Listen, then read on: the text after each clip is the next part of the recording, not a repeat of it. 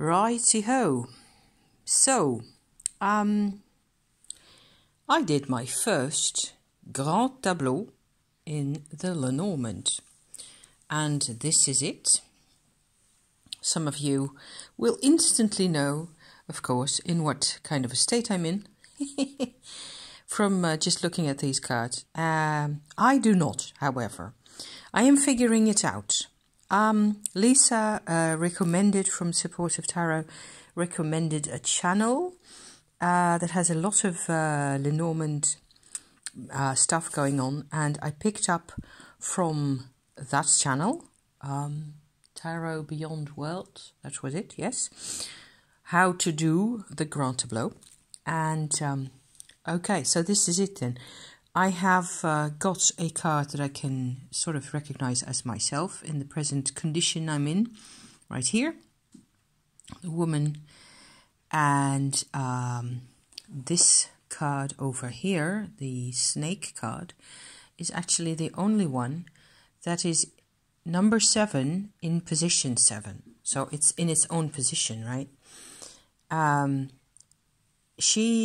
The person, what's her name, Donna Lee, I think, from the other channel, explains really well how you can just look at, you know, any set of cards, any group of cards. And I love this. It is so, I don't know, practical in a way, and I can really see how easily this card has got to do with my husband and his job and the way he goes about things.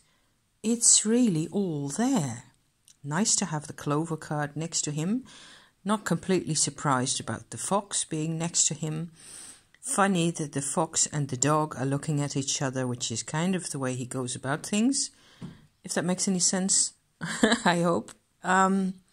So, you know, I like that this is really a spread where you can do this with runes as well, where you basically use the complete set of, you know, meaning-bearing elements that you have to represent the whole world, and you shuffle them, and then they sort of reorder themselves in your final spread, in your final. They get these positions allotted to them, each and every one of them, and then they make sense within the groupings and in relation to each other, and the whole world is there.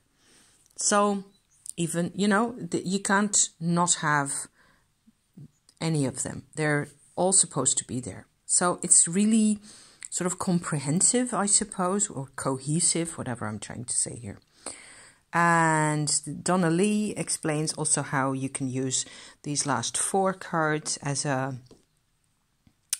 you know, sort of a, I suppose my words here, sort of a summary of the whole setup.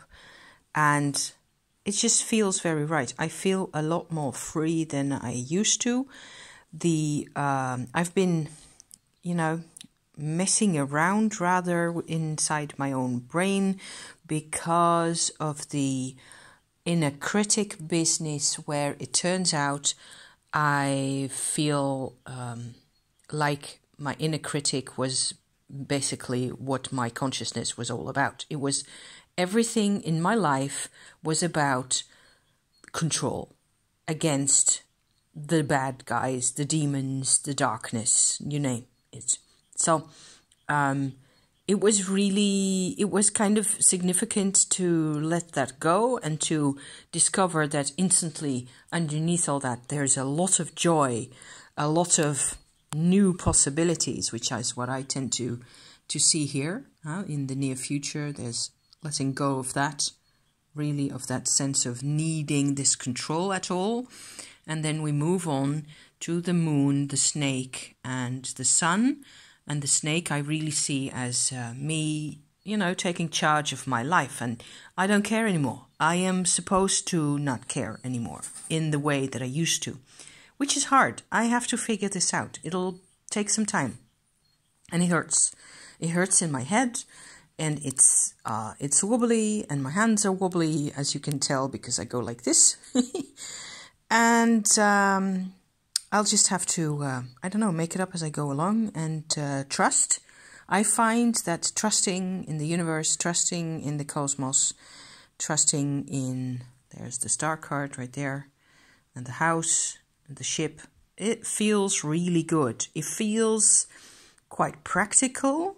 You wouldn't do this with a tarot deck because then your spread would be 3 miles square or something. So that's completely different. Yeah, I thought I'd share, I like this. It's quite practical. Each card has a specific meaning, and underneath all this, there should be really this framework of the numbers 1 through 36 in total, which would explain to me, what it exactly applies to, each card going in that particular position. So I could go on about this for quite a while yet, but I suppose I will just say again, thank you for watching, and hang in there, guys. So will I. Bye-bye for now.